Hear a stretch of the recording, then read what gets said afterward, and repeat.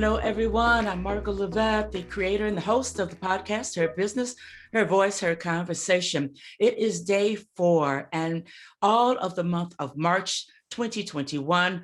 WomELLE, the corporation, has been celebrating 25 women of power. In particular, it's Women's History Month, and these women have a deep footprint digitally and in print. So let me tell you a little something about WomELLE. WomELLE is the company, parent company of a leading women's leadership magazine. But WomELLE, the company, it was created in 2016 by a visionary woman, Nagalia Desravines. I always stumble at her last name, Nagalia Desravines, but her heart is for women. It is to help us all grow our businesses, take them from concept to success. She looked around, she saw the great need for that. Out of fulfilling this need came WomELLE magazine, which is indeed a leading women's leadership magazine. From cover to cover on any given month, you are going to find articles that are going to help you manage your time, move into automation, define leadership, and find your place in this leadership role. How do you build your leadership muscle? So I want to say thank you, Nagalia, for this awesome time. Had you not taken the lead in 2016, created the corporation which birthed the magazine, we would not be here today. So I want to thank you so very much. Today, I am over the moon, and what a heck of a way to close out this 4-module panel discussion. It's all about empowering women. And I tell people, if you didn't catch it on day 1, and maybe you missed it in between, here we are, day 4, buckle up, because let me introduce to you who's seated at the table. These ladies built their own table, but today we are at this table, all right? We have Reverend Deborah Bishop, Rev Deb. She said we can call her Rev Deb. She's a non-denominational minister, inspiration, performance artist. Thank you for being here, Rev Deb.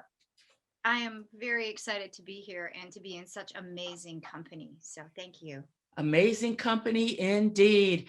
Next, we have Dr. Sharon H Porter. She is a serial entrepreneur, a podcaster, author, and educator. Thank you for being here. Thank you. Thank you for having me. Oh my goodness, I'm getting excited. We have Auguste Marie Crenshaw. This lady is a podcaster, real women don't bitch, advocated an advanced mental conditioning specialist. And we're definitely going to touch bases on that because it's relevant to today's conversation. Auguste, thank you so very much. Hey, ladies, y'all know I'm fired up. This is what I love to do. Come on. It's her wheelhouse. We have Janie Payne, who is VP of Administration at Equal Justice Works. Our conversation when we had the interview, it was all about diversity and inclusion. And these topics are not just for the workplace. Welcome, Janie. Thank you. Glad to be here. Oh, yes. And Adrienne Obey. Oh, my goodness. She is the innovator, the brainchild of Women of Vision. She is a partner of the Facebook group Black Women Promote. They are 26,000 strong. So as you can see, we are a diverse panel, but we are a powerful panel. So let me get into the first question. First question being, do most women recognize the power that they possess? What do you ladies think? Can anyone pick this up? We're not going in any particular order. Dr. Porter, let's start with you. I see you smiling big and I see the wheels turning. What do you think? They are turning, Mark. I really think that here recently, most women are. I think we are tapping into our superpower. We are leaning on each other and collaborating more. So I would have to say, yes, we are really recognizing the power that we have, and specifically the power that we have together. Okay. Auguste, I see you shaking your head. What say you, madam? I agree, but with a slight twist. And I want to say that there's a new resurgence, there's an awakening where a lot more women are saying, you know what, I need to step into that power, but understanding how to step into the fullness of it. Now that's another challenge. And so when we get out here, we realize something is different. We should be doing more, but calming down the chatter. Where the abusive ex-spouse said you're stupid and you'll never be anything, or breaking away from the cycles of children are supposed to be seen and not heard, and especially little girls should be quiet or be ladies. Breaking away from that and stepping into the fullness of that power. Now that's another thing. But yes, there is definitely a resurgence, and more women are saying, no. Now, I'm not going to play in the background anymore. And the level of collaborations, at the end of the day, we got this better than men. We really do. You look at Facebook groups, we're the ones who are honing them. They don't collaborate, they don't connect, they don't emotionally express the way that we do. And I'm excited about that. Bring up an interesting point. They're stepping into the fullness. We're going to circle back to that in a moment. Janie Payne, you are in corporate America. What say you about women recognizing the power that they possess? I would agree. We're coming into our own. There has been a history of trying to keep us down, to not recognize the power that we bring into C-suite, what women can do to make corporations successful. And I would also say, when you get into a powerful position, being told, get back in your place. So I think we're stepping away from that. We're busting through that. It's being recognized that women have not only those technical skills, but they also have those interpersonal, emotional intelligence skills that are needed today. So definitely seeing a difference. Yes, powerful. Right there where you are in the C-suite. Take your seat and own your power. Rev Deb, what say you, ma'am? I think women are coming into their power more and more. I see both sides. I do a lot of work with a lot of women, and a lot of women entrepreneurs specifically. And I think the biggest challenge I see with the women that I deal with a lot, and I agree with everybody here, and the reality of having to overcome our story and a lot of the guilt and pain and shame that we may carry around that story is huge. And then also what I see a lot of women attempting to figure out is, I can be this powerful woman. Can I still be feminine? I can be this powerful woman. Can I be a good mom too? Can I have a good relationship? Like what's the trade-off? And I think that's where women are having a lot of questions right now as well, is how can I be this powerful woman and still be a woman in every sense of the word? And that's not the easiest task, because we don't have a lot of role models in front of us to say, this is how you do it. And so I think I'm going to be so bold as to say, I think we're the role models. I think we're the ones, with the exception, there's been a few over, Coco Chanel was one. It's been a while since there's been a strong female role model to really look at. But if you go back through the history books, a lot of times you see powerful women and they were spinsters, or they were very masculine. They weren't necessarily spoken about as feminine and beautiful and powerful and amazing. It was sort of this thing or that thing. And we're trying to be this thing and lift ourselves up. So yes, I do think that women are coming into their own, and at the same time, not entirely knowing what that actually is. Got you. Adrienne, what are your thoughts? I'm one of those people that was told to be seen and not heard. I'm going to keep it real. Are we allowed to keep it real here? I stumbled into power. I was always told I was too much. I was 500 pounds at one point, in a wheelchair at one point, been through 2 marriages, okay? Neither one was good. And I've got my own issues. I've been battling that, who I am and how to be the powerful woman this whole time. So sometimes I wake up and I'm like, oh, wait, how did I get here? Wait. And it's still going. It never stops. And I feel like now my job is to let every girl know, if you feel the urge to be this or that, go for it. If that's in your soul, your spirit to do that, go for that. Don't let anything or anyone hold you back from that. Claim your personal power. So I think that's probably my battle cry right now. Because here it is. It took so long to get to my own personal power. And I feel more powerful when I uplift others and give them that chance at it now. So, yeah. I understand what each and every one of you ladies are saying. You say that we have stepped, for the most part, we've stepped into our power. But my next question is, what is powerful? It seems as though we all view it from a different lens. Anybody want to chime into that? What is a powerful woman? Go ahead, Auguste. Yeah. And I want to chime into it and piggyback off of Rev Deb, because she said something that was really, really powerful about this balance of femininity and masculinity. And just to like give just a brief story, I remember when I began to realize who I was, I heard a voice say, go look up your name. And when I looked up my name, I learned that Auguste is masculine. And I'm like, wow, my mother, she didn't know what she was doing, but she gave me a masculine name. And I am one of those women who are considered to be masculine by nature. You know, I move with force. I'm more like a Gary Vaynerchuk or an ET with the way that I move my business. But I would beg to differ and say that I'm not if anybody said I wasn't a woman, I think I look very much like a woman, and I love hard. And so I had to just get into this place of realizing that power is unique, power is different, and power is you operating out of that unique quality that God put on you and doing that. And so when I see some other women who may be a little bit more reserved or soft-spoken, that doesn't mean just because I usually have a tendency to talk like this that she's any less powerful.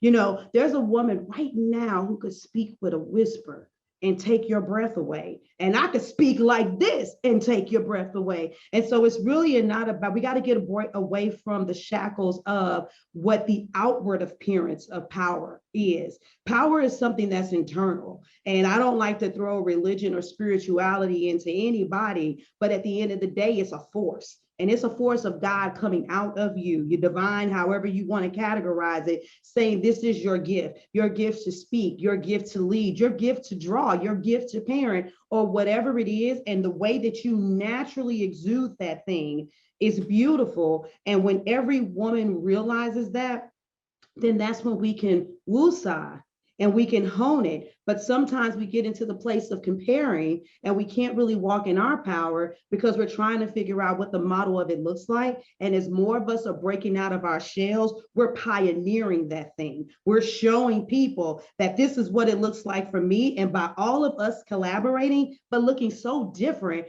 we're saying, but that's what it looks like for you. And that's what it looks like for you. And so, baby, what does it look like for you? Step into your own power and let it shine just like that. I love that, Margo. I'm going to add to that because I really believe that when we own all of us, the glam, the flaws, and all, that's where the power is. When no one can hold anything against you because you've put it all out there, right? To me, that's where the power comes. And I had to learn that. And I tell my story often. For many years, I'm in the DMV area. For many years, I sat silent because of my Southern accent. I'm originally from North Carolina. And I was ashamed of my accent. But until I learned to embrace that and be proud of that Southern twang, that's when I felt powerful. I became powerful. But when I was hiding it and shameful about it, it was less than. So, you have to fight that imposter syndrome. You have to know that you are supposed to be exactly where you are. That's powerful. That is powerful. Yeah, that makes me think about power. To me, is being transparent. It's showing up with the full you and being okay with it. It's knowing who you are and what you want, and not bowing and stepping aside because what you want might be different from what others expect of you. And I think that takes a while to get there. I know for me, I'm still on that journey. I don't know if I'll ever stop being on that journey, because you get more powerful through the experiences that you have and being able to overcome obstacles and knocking down things when it wasn't expected that you would come through these significant situations in the way that you did. So I think transparency, dealing with things with a level of tenacity and gut, all have to do with showing up powerful. Adrienne, I see you shaking your head. It seems like this is exactly where you are. It's funny because I say this all the time. I feel like every day I'm getting more and more. I can feel myself growing powerful. I know this sounds crazy. Okay, but my thing is I didn't start out that way. It's not like something you set out to do. At least not to me. It's so deep in the joy of what you're doing that it becomes a snowball effect of power, right? And then before you know it, you're like, the powerful women are looking at you as their leader. And you're like, how? You're just doing your love. You're just feeling your joy. And it leads, it's one step upon another. But when you can tap into that, it's going to lead to power because you're going to be at the top of your game. And I'll have to say this. When I first started out online, I was really into, well, as you can see with the groups, building groups, getting people together, all that social thing. And people would look at me like, what is she doing? Look at it now. Social media is its own thing. Being a social media queen is the power. I didn't know that was going to be the power. I was just being me. Hello. That's what I'm talking about. It comes from what it's just you doing what you love. And it's turned to a whole thing. I'm going to say this one other thing. I'm also an astrologer, as you well know, Margo. And I've heard that astrology is now the fastest growing like business sector, like business. And I'm thinking, wait. People made fun of me for years. Called me all kind of names. Is the fastest growing what? Is pseudoscience like psychology? What? Craziness, right? Just stay on your path. Do what you love. It's going to lead you to your power. Yes. It just works that way. Oh my, I am learning so much. Just be patient with yourself. Ladies, do I hear you all saying you had to grow into this thing of recognizing your power, owning your power? You had to grow into that. Anybody care to, let's directly speak to that. What does that look like? Because I know I definitely have my story. So anybody want to speak to that? Rev Deb? Yeah, and this comes into the idea of power as well, growing into power. What I found and what I feel adds to everything that's been said is the idea of, for me, it's love, forgiveness, and acceptance. It all starts there. If I love myself, forgive myself, and accept myself exactly as I am right now, regardless of what that might look like, then everything becomes accessible to me. Then I can actually give myself permission to look at what I love, because now I can see it. If I don't have love for myself, if I hold no forgiveness for myself, if I can't accept who I am, then it's really impossible to see what I love to do, because that becomes this fairy tale fantasy that is, just not feasible or possible, because, those are all fairy tales. You don't get to have that stuff. You can't do it that way. And if we look to society and look to even, and I say this with absolute due respect, our guardians or our parents meant all good things for the most part, in trying to say, oh, don't dream, and that's not okay, and you can't do that, and all that kind of stuff. And the truth is that through love, forgiveness, and acceptance, we can love, forgive, and accept them for not realizing maybe what they were doing, because I know my parents meant really well and they gave me a lot, but they were also very intense with telling me what I couldn't do and who I couldn't be. And so that was a great contradiction. It's like, here, go do this. I did a lot in the arts growing up, and it was such a great gift, and it kept my sanity. And at the same time, though, I was told, but you can't have that as a career, and you can't do that, and you got to have something to fall back on. And it wasn't until that moment when I went, but wait a minute, who am I? I'm not everything everybody told me I'm supposed to be. I'm not based on these past experiences that made me feel bad and therefore made choices about myself. I'm not all these unconscious patterns and habits. I'm something else.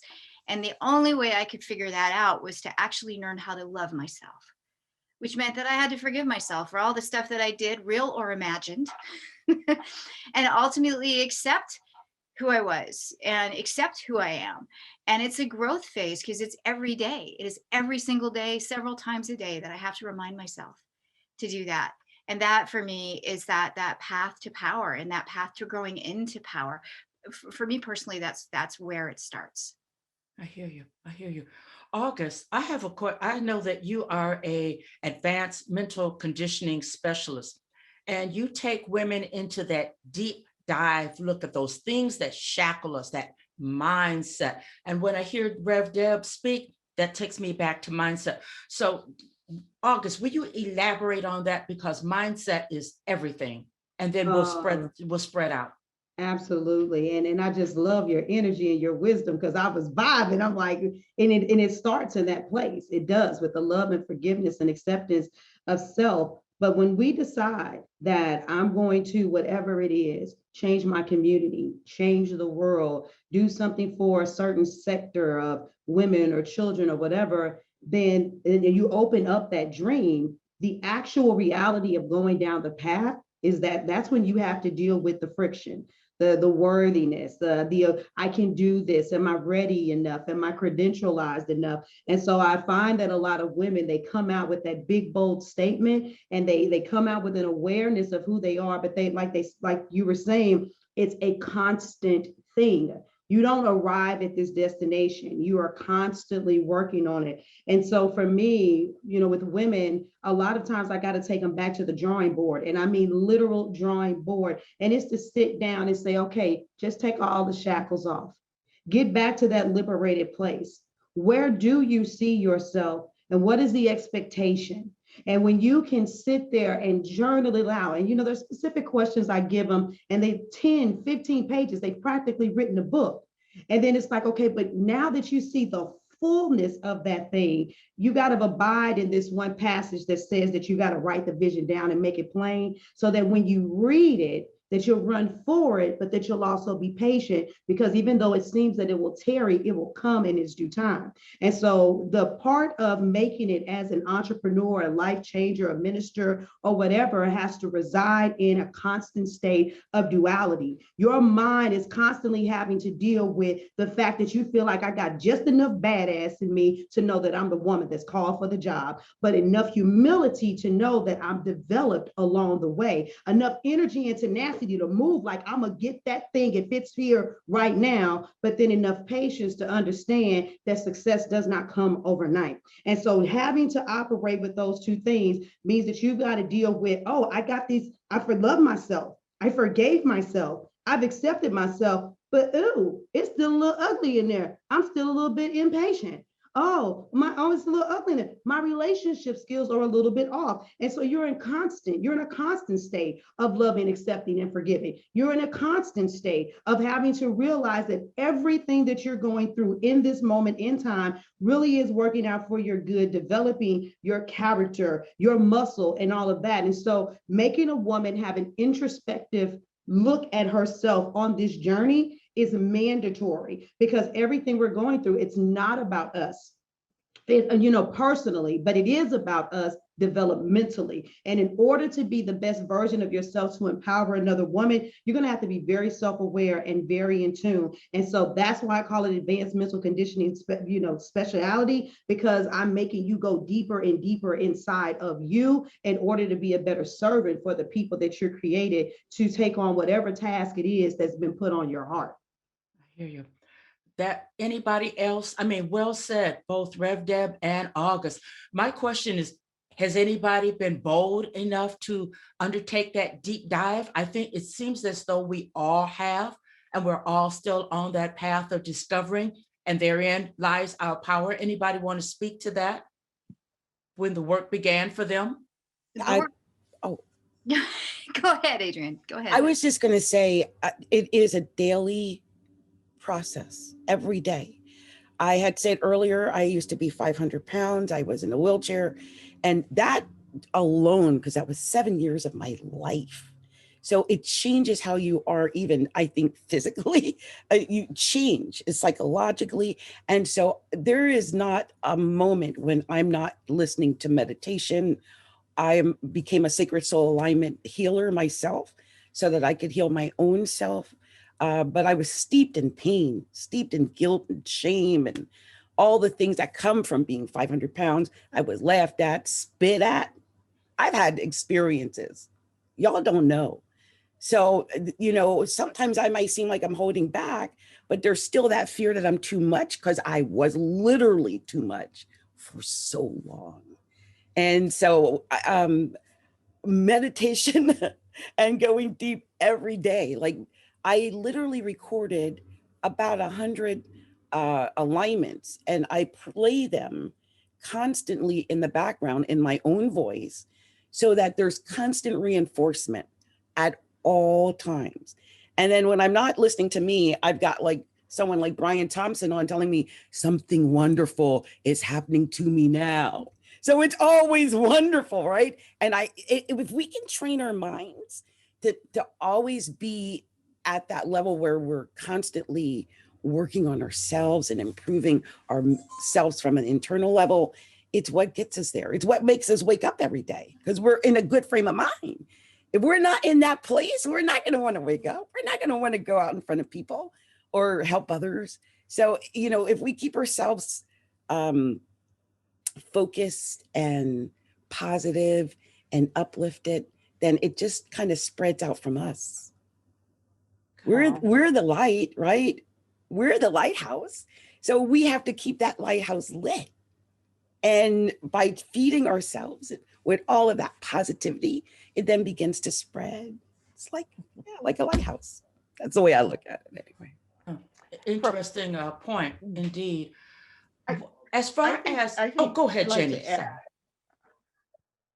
was just going to say, I just agree with everything that's been said. And I think that self-discovery is a process, right?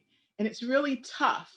It's really tough. And so another part of it is having people that you trust share with you and give you feedback about who you are. And I want to emphasize trust, right? Because we've heard that feedback is more about the other individual than it is about you, and keeping that in mind. But if we stay in our own cocoons, that's not going to be good enough. We have to push the boundaries of what we feel comfortable with and who we feel comfortable with, and being comfortable with ourselves on this self-discovery journey. And I definitely want to add to that, because it was not until I began to surround myself with powerful, inspiring, and motivational women that I began to realize that I had that same potential and that same power. I just have to say, I've been an educator all my life, almost 30 years, but it was not until I stepped into the entrepreneurial space to see these powerful women doing it. As I said, I started out in network marketing before I owned a business. And it was at a business empowerment conference where I was vending for my network marketing that I realized, wow, it's more to life than what I was doing. And I vowed that particular conference that I was going to come back the next year, but I was going to be a business owner. And that's exactly what I did. So for me, it was about who I was surrounded by. Women who inspired me to be more and to do more. I concur with that. That was a very similar thing in my journey. And at the same time, for me, I kind of came onto this planet a little bit different. So I remember being able to feel the earth and communicate with animals before I could communicate with people. And I saw life in this very different way. And so I've always been attuned to energy and working in the spiritual and the woo-woo realms for forever. It's been my life path. And I honestly felt so shut down for so long because I didn't meet anybody that could speak this. I didn't even know what to call it. I was like, what the heck is this?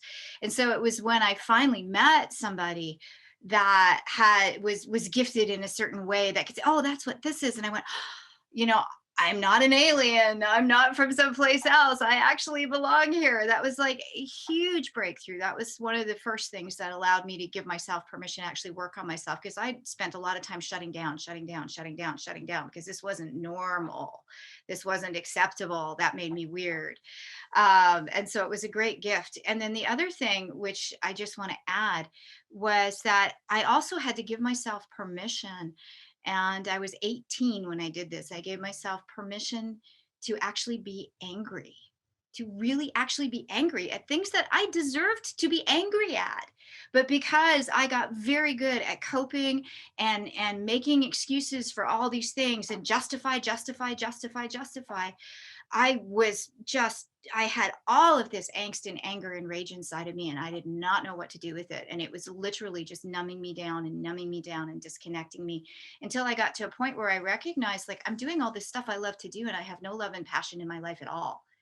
And if this is how it is, I don't know if I really want to be here. And so it was this situation of literally being able to find the right person to work with, which was just, when you're ready, the teacher appears.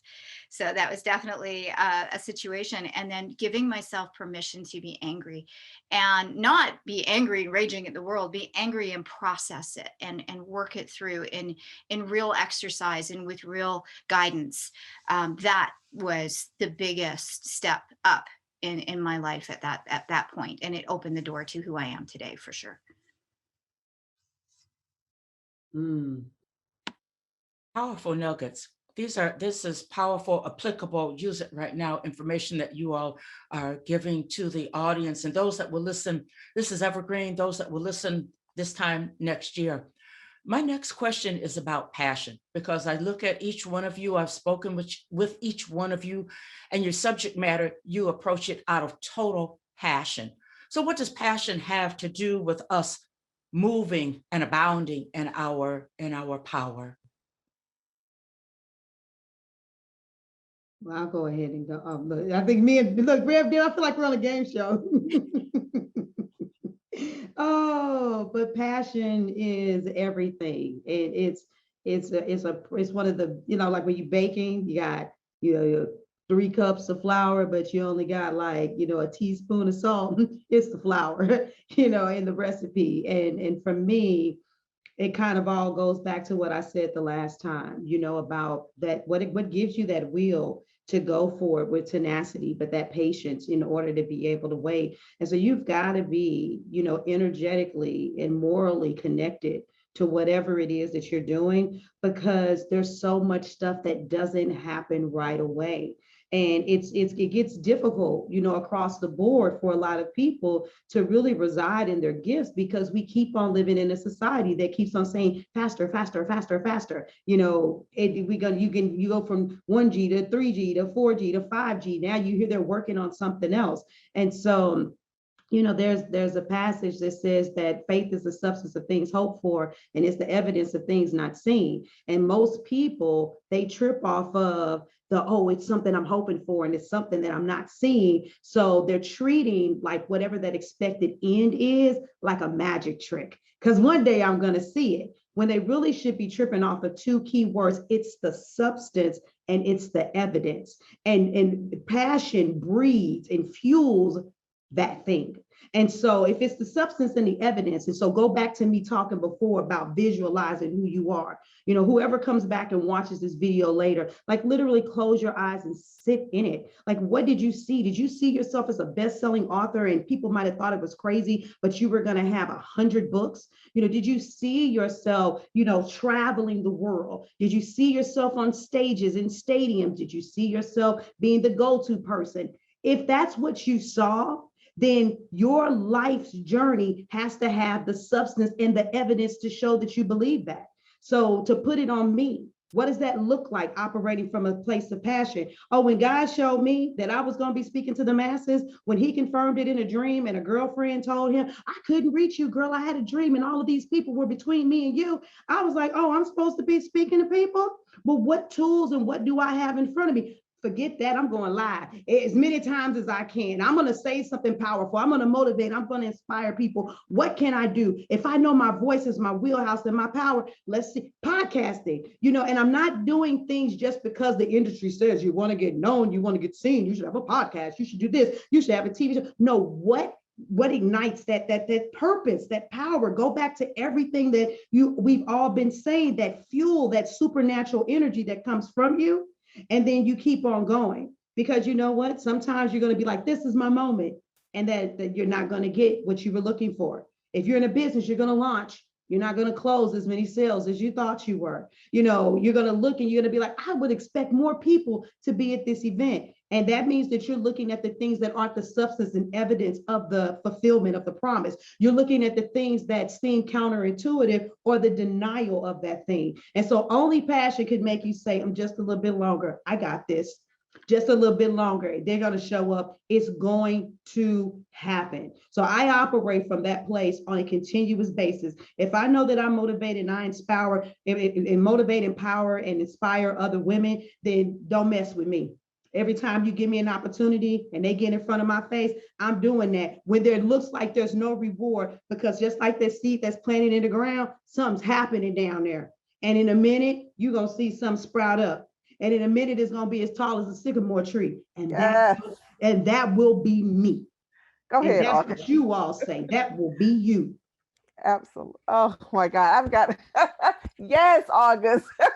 But absolutely, it keeps you going when, as you said, the results are not there, because you know that eventually it will be there. And that's, oh my God, that's what passion is. She summed it up. I just had to be her amen corner. I like to share something I had said at the Women of Vision, is that do what makes your heart sing. At this moment, I'm sorry, I had noticed that phone was not actually turned off a long time ago, but I didn't want to get up and do nothing about it. But look, do what makes your heart sing. If you start from there, the passion just bubbles up because you're on the right road. Most of what I do as an astrologer is getting people on the right road. They're not on the right road. That's why they ain't happy. They're not doing what makes their heart sing. If you can at least do that, you're gonna get the passion, because you're happy, you're enjoying it, you want to get out of bed, you want to go and do those engagements or whatever it is, because it's part of what makes your heart sing. You're on your right journey. And so that's the first sign. What makes you happy? What makes your heart sing? Figure that out. Once you figure that out, go do that thing, and it's going to lead to your success. I got so many examples of that, but I know I'm not supposed to go through that, but that happens. It just, you stumble onto the success because you're doing what makes you happy. So do that first, and then the passion, it'll be there. Anybody else? This thing of passion, I think we could take that ball and run with it for a good long while. I got my own story of passion. Don't get me talking about podcasting. Oh Lord, we'll be here all day. Don't let me talk about my story of moving out there, age 61, and decided I'm going to start a podcast and get successful. But that's not about me. I'm going to tamp it down. Somebody else. I just love the transparency of you ladies, because at the end of the day, it has been a journey, and you ladies you've been up and you've been down. You are aware and you haven't been aware, but I see everyone moving, and this thing of passion, oh yeah, at the end of the day, it'll get you up and get you going. I'm looking at women by the carloads becoming entrepreneurs, authors. And when you speak of being an author, speak of being a podcaster, believe it or not, you are an entrepreneur in this climate. What do you ladies say? And we'll take each one of you. What do you say to those ladies who are coming into this arena from maybe corporate or McDonald's or whatever, wherever they're throwing their bread on the water? They say, I am going to be an entrepreneur. What is the first thing that you're going to tell that woman so that she will begin to possess, her eyes will be upon who she is in her place of power? Is that clear? Yes. It is. Okay, somebody roll Margo. with it. Yeah. Go ahead, Janie. I would say to do an assessment of your skills, right? And what you're really good at. So when I was a kid, I always volunteered to be a leader, right? Whether it was, who wants to lead the project? I do. Who wants to be the captain of the team? I do. So leadership is an innate skill that I have, and I like leading anything, right? So I think it's important that people assess, what do I really bring to the table in terms of my skills, and how can I build on those skills, right? In that entrepreneurial effort, whatever that effort is. And then there are things that we aren't so good at. And if we aren't good at it, that's okay. We either build it or we can buy it from somebody else, doesn't matter.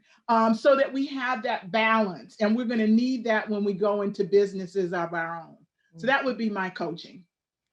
And mine would simply be get people around you who can help you. Because number one, you cannot do it alone. And when you're just starting out in the entrepreneur space, it could be very overwhelming. And so get yourself people around you who are going to support you, who are going to guide you and lead you. Yes, you're still going to make mistakes. That's just the name of the game. But guess what? If you got people around you who can help and guide you, you won't make as many. So I would say collaborate and build that team around you. So my best advice, and I agree with both Sharon and Janie as well, and everybody, it's such a delight sharing space with you ladies, it really is okay, you're making the big steps, you're making the changes, you've got the desire, you've got the ambition, you're taking wise counsel, all of those great things. And it's the inner journey that is ultimately one of the most important steps you're going to take, because it's really different to be working in a job, regardless of what position you may be in, and going out and saying, this is my business, this is my creativity, this is my passion, this is my purpose, because I happen to believe passion is your purpose, it is your mission. I think they're all just completely interwoven. And so it's the inner journey of understanding how to be deserving of these things and how to receive at this level and how to give yourself permission to allow this level of success and newness and leadership, whatever that may be. I have spoken many times on how to lead from the back of the room. Leadership comes in all forms. It's not always the person in front of the room that's leading. It can be the person in the back of the room that is supporting, and through their support, they're incredible leaders. So understanding who you are first and foremost, and who to be you in, and how to be you in this new space. To me, that's a very, very important step.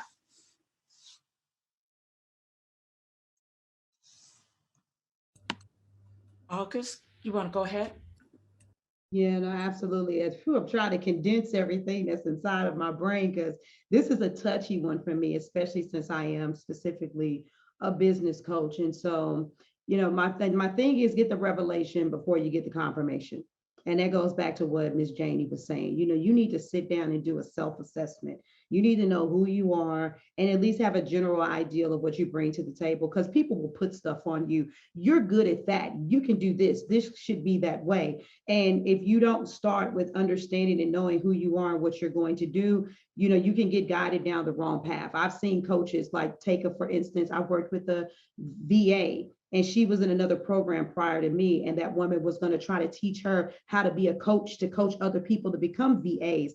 But she didn't want to coach people to become VAs. She liked the technical aspect of doing things. So I wanted to just give that example to make that very relevant and clear. The other thing is to go in with the mindset of expecting to do work now on yourself and to do work within your business, because there's too many things out here that kind of give that feeling of 6 steps to 6 figures in 6 days. And if that's what it took, then we'd all be there in 6 days. And it's not true. So you have to make sure that you're very humble and you say to yourself, okay, I'm not going to take my 401k. I'm not going to take my income tax check return. I'm not going to take this windfall money that came from someone I know passing. And because that shiny thing over there, that coach who's a 7-figure earner says she's got this such and such steps to 7 figures program, I'm not there yet. I'm not mature enough yet, because unfortunately, a lot of these other individuals in the industry are not going to tell you that they're not ready. They're going to tell you that what they have to offer is still valuable. You're going to pay for it, and you're going to still leave out confused. And so whether you like it or not, you got to put on all the hats and you got to own where you are. You are going to be your social media strategist. You are going to be customer service. When you start getting clients, you're also going to be collections agents. You're going to be the person that provides the service, and so on and so forth. And to think that you can buy your way into this is highly immature. You can't give anything to anyone that you don't have for yourself. So somebody, you can't immediately go out and hire a social media strategist, because you have to give them your message. You have to help them understand what your brand is. They're conveying your vision. They don't have it. And so maturity is necessary, which means you need to be around a tribe. You need to be around people sometimes before you even hurry up and get out there and get a coach, get just a little bit dirty, get a little bit wet to make sure you even want this. And then when you do decide to get out there, if you can't talk to them and if they're unreachable, when you're beginning, they're not the coach for you. You need to speak to someone who, even though they have proven systems and strategies, is going to listen to what your desires are so that they can make sure that they can coach you in what it is that you need, not put you in a pipeline through their program and tell you that if you just take your skill and put it in my little system, you're going to come out bada boom, bada bang. They've got to be more conscious of your desires than they are about their process. And if they're not, then you run for the hills. You know, Auguste, I'm so glad that you said that, because so many people make that, they reinvent themselves. They go into $30,000, $40,000, $50,000 right out of the gate. They don't know how to sell white off of a toothpick, but then somebody's giving them all of this information, and it makes it bad for every coach, for every mentor, I believe. So thank you for breaking that down. That needed to be said, because people, to me, when you put a person in that predicament, you're stripping away their power, because now you've opened them up to imposter syndrome. They've made a mistake, and now they're afraid to move forward, don't know how to move forward. How can I even move forward and afford another coach? So you opened up something that had to be said, but it's rarely said. How do you let ladies, not to digress away from this thing of what? Go ahead. I'm sorry, can I just add something to that because of what you said? I do want it to be understood that I speak from experience as well. I was that woman who went into that program that was $3,000 a month. Come on, my rent and my car note together were not $3,000 a month. And I got blessed that I got kicked out because I couldn't afford it.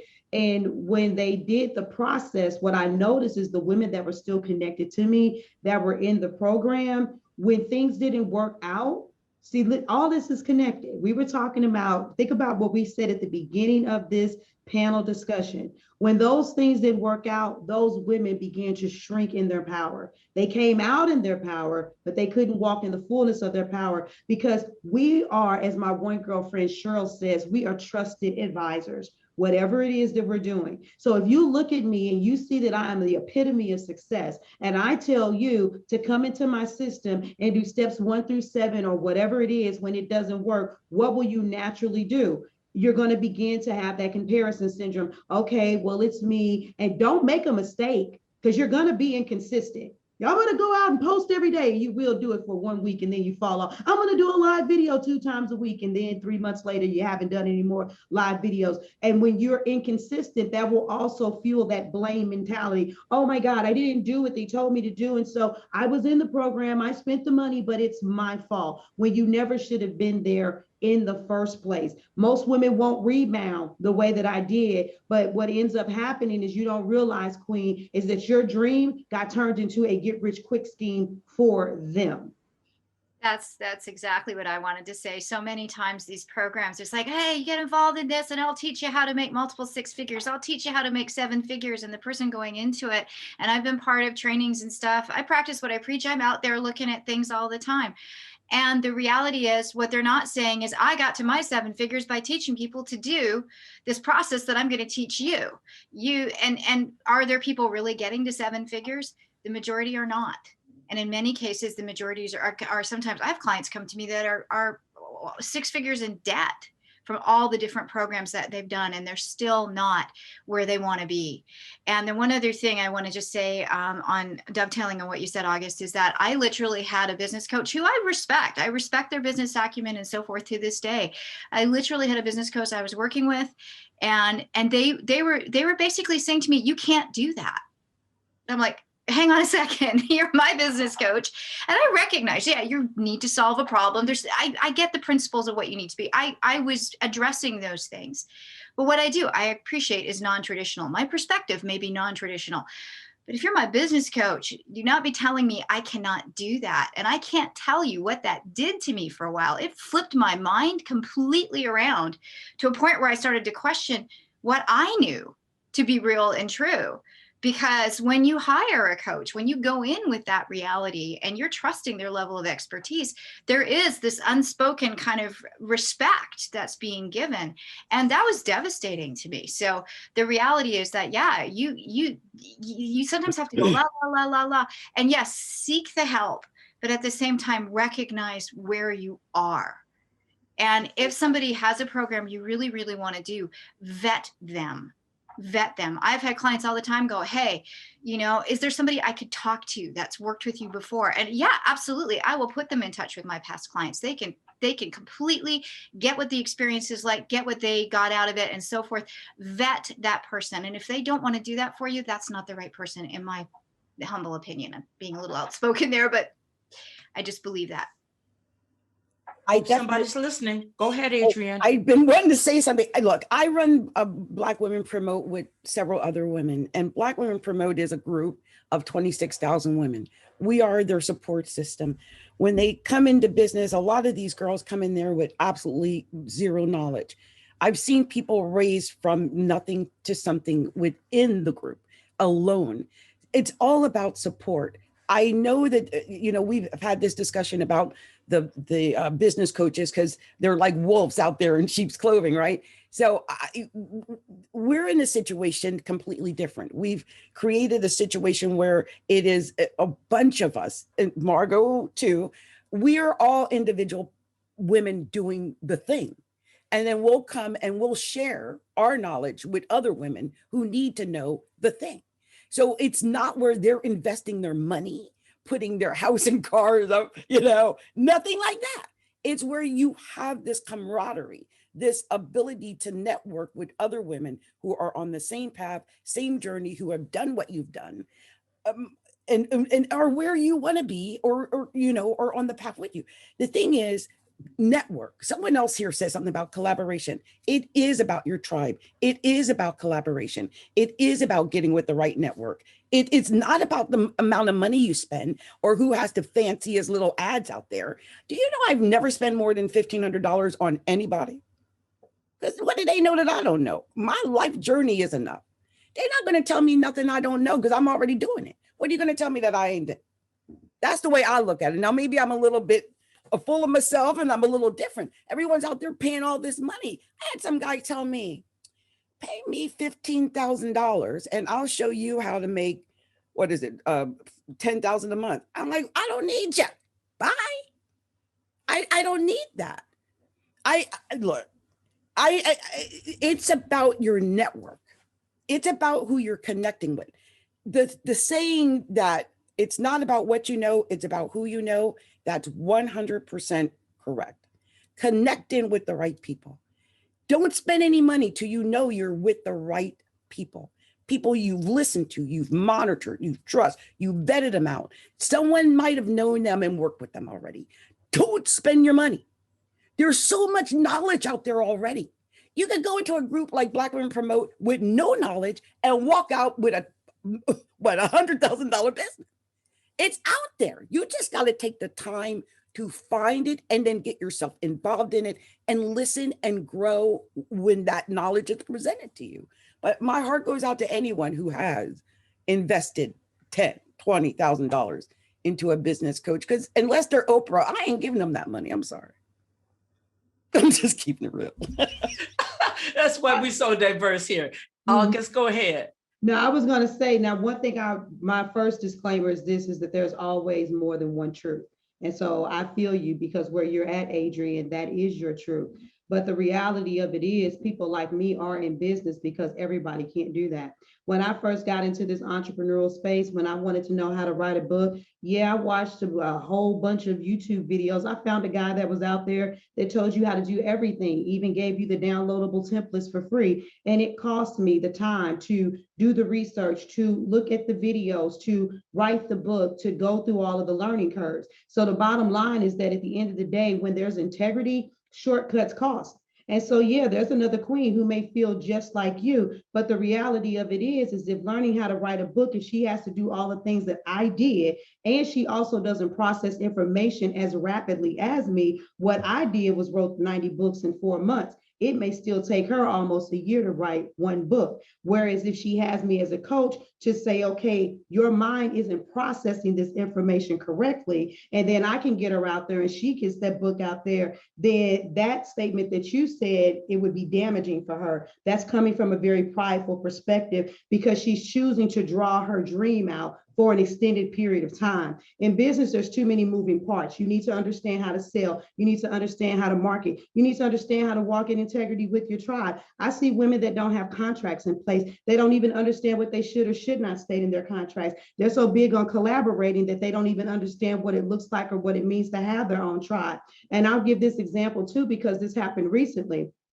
I do collaborations all the time. I have a summit coming up, and there's a woman that I interviewed about 3 years ago. She was a sales coach, and when I said, well, what's your free gift that you're going to give to build your list? She said, well, I'm going to give them a role play call. And I was like, you're going to give a role play call for free? And she was like, yeah. I said, hold on, Queen, let me help you out a little bit. I said, that's a high value item. You understand that after you finish role playing with somebody, the probability of them paying you, I can tell that if you're giving that in the beginning, you're going to give too much of that role play call in the end. I said, no, when you give a free gift, it needs to be something where you're giving them a piece of the puzzle and the rest of the glue is needed in order for them to get the understanding. And so what she did was she researched. And she internalized the perspective, which some of the gurus said, which was true. They said, give your best. But her mind interpreted that as giving their best. What she didn't understand was that they created a system of process of 5 to 7 steps, and then they gave the best portion of that process, and then were able to expound on how it wouldn't fully work without the other pieces of it. So there's plenty of information out there, but the way that people internalize it, receive it, and apply it to their business is the difference between somebody taking 10 years to build a business and finally hit that 10K a month versus someone coming and getting wisdom and then saying, I've seen these things happen, don't do it this way, versus you being able to hit that 10K in 1 year with working with me. And so that's why you do it. And there's certain aspects when you want to get into building your business out, when it comes to the formation of it, you're not going to really understand legally why you should or you should not do some things. And this is why seeking the wisdom is so important. So you got two kind of people, those that were like me that hustled out there and got it on their own, and those that seek the expertise. I had to pay someone to teach me how to do summits. I only needed to show me how to do it. And I turned that thing into a beast on its own thing. But if I had done the research and figured it out on my own and then pushed through, I wouldn't be where I am today when it comes to putting them together. So if you're like Adrienne and you're listening to this, then get out there and you go and you find that information, and you don't be an information gatherer. You be the most hardcore implementer ever. And you forgive yourself, like Rev Dev said, and when you mess up, you start over and you do it again, and you keep on doing it until you figure that shit out, because that's the land that you're going to be in. Coaches help you circumvent a lot of the landmines, and that's all I want to make sure I say about that. No, I have to agree with you also, because you can waste a lot of money and time. Most of us don't have the kind of time to, I think I can, I'll research, I'll do it this way, or we don't have the bandwidth. If we're coming from corporate, most of us are going into a totally different realm. So we need someone who's been there, done that. This is just my take on it, so that you can meet that measure of success. So thank you for elaborating on that, Auguste. And Rev Deb, go ahead. Really quick, I think what we're really talking about too is the distinction of looking for the magic pill. Where's that magic pill that's just going to get me where I need to go right now, because that's where I need to go right now. And then it's like, well, I'll go over here. Well, I'll go over here. Well, I'll go, okay, that's this, so give me a credit card. It's like, I just go crazy. And the reality is that the only magic pill that exists, because I do happen to believe there is one, is you. That's it. You're the magic pill. So, you know, and you gotta take that pill, and then you got to do the things that ultimately you step by step.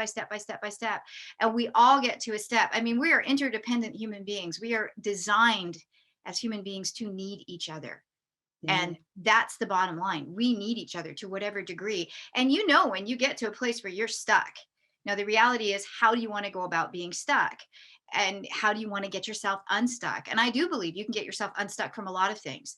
I also believe that there's a level of things that you get to that you absolutely need somebody else to help guide you through the unsticking process. So that was short, sweet, hopefully.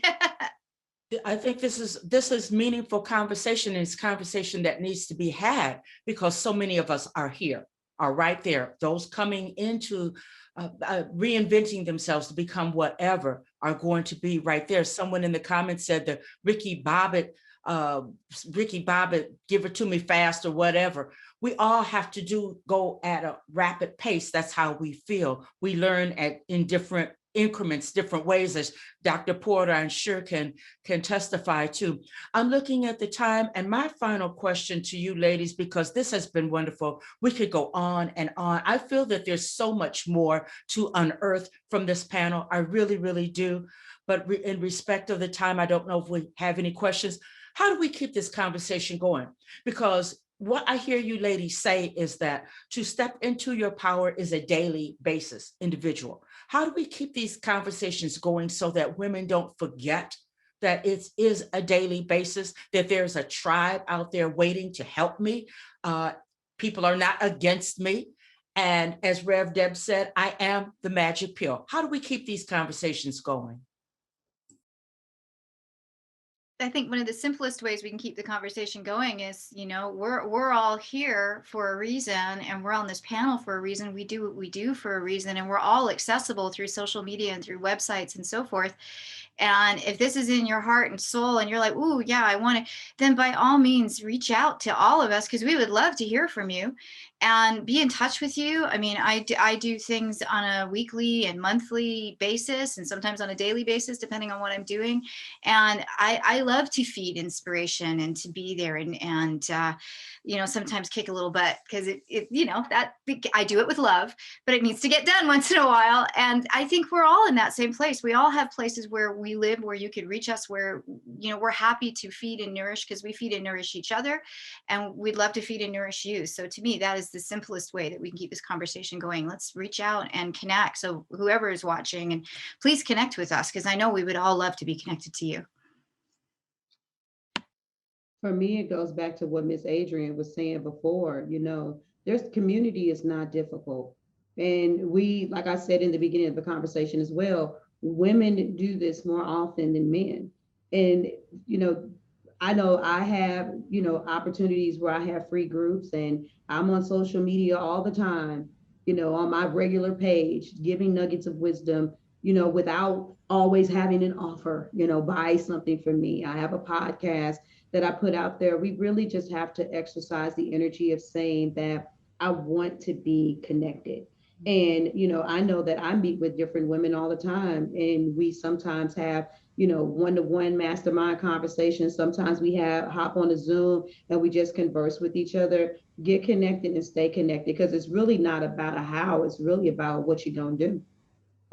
Because it's too much in front of you for it not to get done. You can stay connected. You can continue the conversations. So if anybody on this panel has struck a nerve in a good way, then you need to be sending those friend requests. And I would also just say this, for the sake of etiquette, we are generous and we are givers, but also make sure that you come wanting to connect.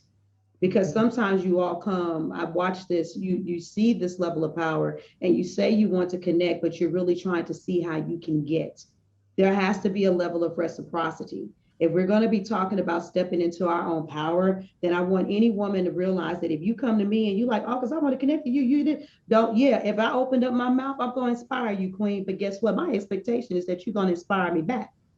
I know I got it going on, but then I know that God sends other women around me that have it going on too. And so you're gonna have to come on in the room with this spirit of the way we keep the conversation going. It takes two to tango. So don't come just expecting to hear from us. Come expecting to give to us, because you have something to bring to the table as well. I'm just smart in my expertise, but Miss Adrienne is smart in hers, the Rev Bishop, and so on. The law of reciprocity needs to be in your mind once you connect. That's how you keep it going. Because you touched my heart, because I was just about to say almost not as eloquently as you, of course, but it is really about reaching out and not being afraid to reach out. One of the things I've seen amongst young girls coming up is they might be a little stand, the haters come. And it's not a time for hating. Don't hate on people who you see in the spotlight. We didn't just wake up one day and get here. It took us time, years to get here. We got knowledge that can help you. So reach out to us. Don't be afraid. Get involved, connect to us. As she said, she's got many groups. I know I've got many groups. We all are doing the thing. We've got podcasts, got YouTube channels, whatever it is. Reach out, be a part of it. Realize you're not alone. You don't have to do it alone. Do you know they said that female entrepreneurs, and especially in the beginning, they are so alone. They're so alone. They're out there competing when it's not about competition at all. It's about getting together. Like I said, it's who you know, right? You can't compete with who you know. How are they going to help you? So you got to think right. That's the first step. Get involved. Know the right people. Get on the right train. So that's my advice to people. That's how you keep it going, because you get involved. You know where the action is. You follow the action, especially if it's something pertaining to what you want to do. Find the gurus in your niche or whatever, and then follow those gurus. Listen to what they have to say. Pay them if necessary. I will say this. I said I never pay more than $1,500. I never pay more than $1,500 per program. My coach get money from me all the time, but I'm just keeping it real. You follow the people who have done what you want to do, the ones that you look up to, the ones that can inspire you and feed you and get you where you want to go, because they're where you want to be. You latch onto that and you follow them. Absolutely. And I'll definitely add to connect. After you connect, follow through as well. You can't just connect and just let it be. So you got to follow through and nourish that relationship. So I would definitely add that as well, because the conversation definitely needs to continue. I want to add a teeny tiny little thing. I'm sorry, Janie, go ahead. See what you got to say. Go ahead, Brad. Go ahead. Okay. Go ahead. You go ahead. Go ahead. No, you. Okay. No, it was just because Adrienne brought up, the younger women getting together and stuff, and it just came up, and it's a little left turn, but it's very important to what we're talking about and continuing this conversation with the younger generations of women, and especially those that are just kind of maybe coming out of high school and so forth, that are trying to think of what they want to do, because there's so many different pressures, so much stuff that social media has brought into their life, so many different things they're dealing with than any of us had to deal with at that age. And the reality is this too, like women, we're here, we're collaborating together and so forth. But I will tell you, when I was a teenager, that's not the way it was in my world. My girlfriends were not my collaborators. And in many cases, like I had my friends, my sisters, they're still my friends today. And at the same time, there was a lot of competition. There was a lot of jealousy. There was a lot of one-upmanship. There was a lot of this disassociation and being threatened because it's my guy or my partner, and don't look at him and all. And this is one of the things I think we need to also address as women, for the younger generations to realize that, we are each other's greatest assets. We just are. And the more that we can cherish and honor and love and respect each other from that place, and not get caught up in all this other stuff that the media tells us, and is all be about, how pretty she is, or the latest clothes that you wear, or how many likes you've got on Facebook, or whatever the case may be, that we can come together and recognize that there's so much more power in us as a community, and in harmony with one another, and lift each other up at younger and younger ages. Can you imagine what this world will look like? Because this world's getting changed by us people. We are, the women are doing it, and the men who get it. I don't want to complete, the men who get it are also there right by our sides doing our thing. And so this is just something that came up, and I just wanted to share it from the heart. A couple of things. I think to have the courage to connect. So I agree with that, right? Because I can talk to people about what it's like to move in a profession and to establish a career, but what I bring most value is how to talk about the experiences that I've had and how I've overcome those experiences, right? Because working hard is not enough. Trust me, it's not enough. And so what are all those landmines that you might run into as a person wanting to grow in whatever way? So I agree with taking the risk to create network, taking the risk to make those calls. And there's nothing that you can do to replace wisdom, whether you buy it or whether it's given to you. It's an important gift. And so care for it, learn from it, document what you've learned, and then share that with somebody else.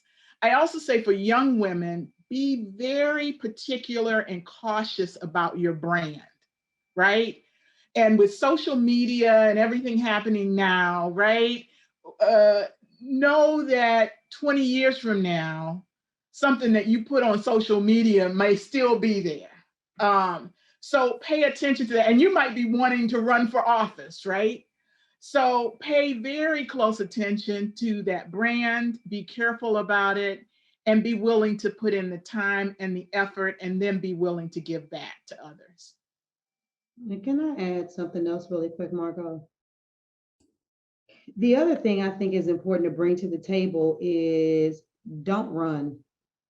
And the reason why I say that is because if you, for instance, get in a conversation with any of us women, in the beginning, it's going to feel really good. Every relationship has its honeymoon phases, but put all of, like I keep saying, put all of the pieces to this entire conversation together. The learning, the growth, the advanced mental conditioning of your mind. And there's going to be a time when, just out of sheer humanness, period, we're not going to agree. Or I'm going to say something to any of these other ladies that's going to rub you the other way, because even though there's reciprocation, getting wisdom passed on does not always feel good because it convicts. And you could be like, who does she think she is? Or why is she talking to me like that? And those tendencies that we have, like from our day growing up, that stuff comes up and it bubbles out. And so a lot of people, you start relationships with individuals like us where all we want to do is pull the greatness out of you. We want to call you to a higher standard. And if you can't put what we're saying and measure it up against love, then yeah, run for the hills. But if you can measure it up against love and us wanting the best for you, then have the uncomfortable conversations so that we can work on how you're feeling and what you're thinking. I see too many women run from relationships, and I give a lot. I give a lot for free. And I know that sometimes what I give is so overwhelming that it's scary, but that's because I see you. I see you in your future. Please understand that all of us are very spiritually sound with women, and that means that we have divine eyes. We don't have regular, everyday, ordinary eyes. So when you start talking, you sleeping on yourself right now still. But we remember when we were where you are. And if you keep moving with a level of tenacity, we know that you could be where we are and beyond. And so we do know that sometimes we have to police ourselves and maybe not speak too fast and jolt your spirit because we can see so much for you. But at the same time, we also know that you need the community and the sisterhood. You need the onpouring. You need us to feed you and fuel you. Don't let it scare you. Run to it, because the phrase doesn't say skin sharpens skin. That feels good. You rub some skin to skin. It says iron sharpens iron. I don't even want to physically be able to understand what that feels like as hell. I don't even like sandpaper rubbed on my skin, okay? So just understand that you can't run. You should not run. I just had to say one last thing, Margo. How to keep this conversation going. Pass it on to our babies. I got to give a shout out to my baby. My baby is doing it, okay? Her success is my success. Generational wealth is a real thing, y'all. They see what we're doing. They see how we're leading. They want to emulate that. And before you know it, they've got their own success. She's got her own business. She's going to be way bigger than I am. It's amazing. So make sure you instill this in your children, your daughters. Let them know she's possible. She's possible. Okay? I just had to say that, okay? To get it off my chest, because I'm so proud of my daughter. And I know we all have our children out there and we want to see them successful. And we have the ability to teach them by example how to get there. So do that, okay? Just had to say it. I am so glad that you did, because we definitely don't want to forget the queens in back of us, the ones who are our sides, the ones that we birthed, the ones that are our God's daughters, so on and so forth.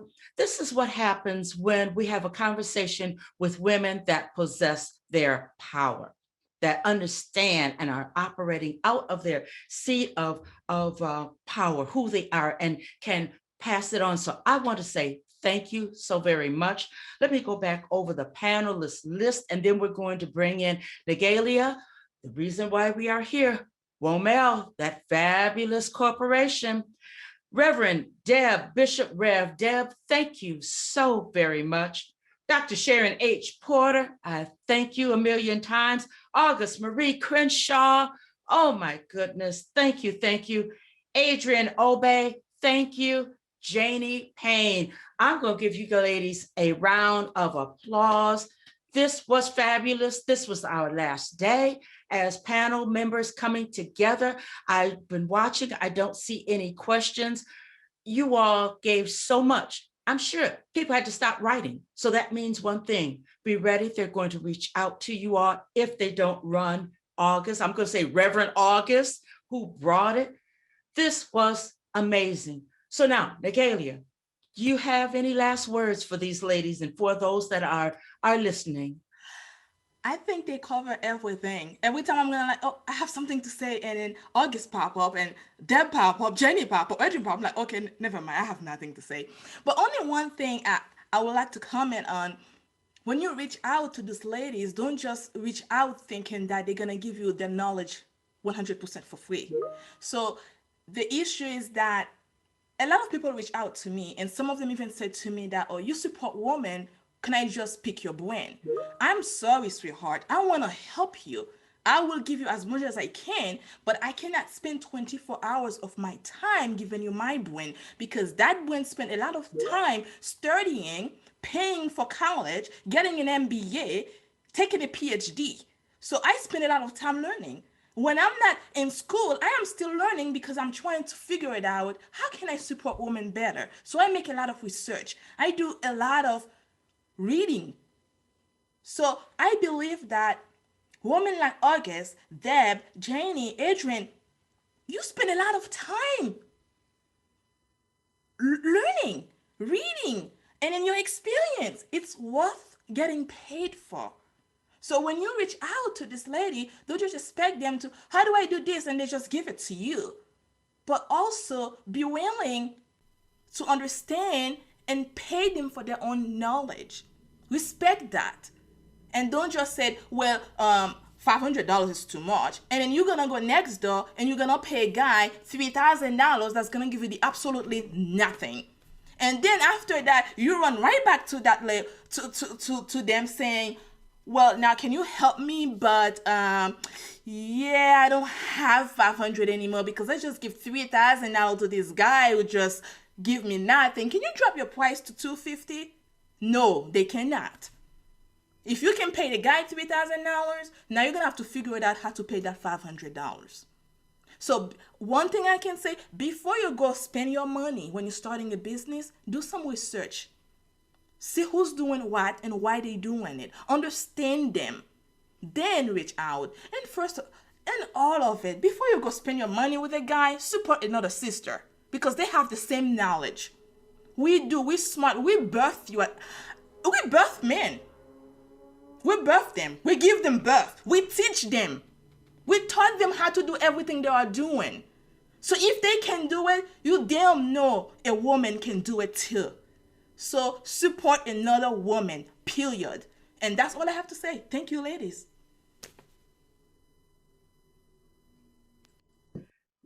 I love it. And I we love do it. it better. Yeah, yeah. Oh my goodness. Wow. Said by, Beautiful. yeah, it is. It is. Wow. I don't even want to stop recording. This is, I hope everybody here feels the power, the insight, the knowledge. Better get on to this. Oh, I love it. Negalia, Thank you you. just ended everything. You closed it down. Thank you, Thank you, everyone. Negalia. You are Thank you. welcome. It's been a fabulous 4 days event, and I learned so much from every single one of you. I am still learning. I'm a work in progress, and I'm open to learn from everyone. No matter where you are in your life, I have something to learn from you. And I appreciate you all taking the time to be here, to give your knowledge to other women, to teach them, to guide them. Keep doing that. Please do not stop. We need you. And I appreciate you. And I love you all for all you do. Anything else, Margo? Well said. That's it. Thank you everyone for watching, and until next time. Yes. Bye-bye.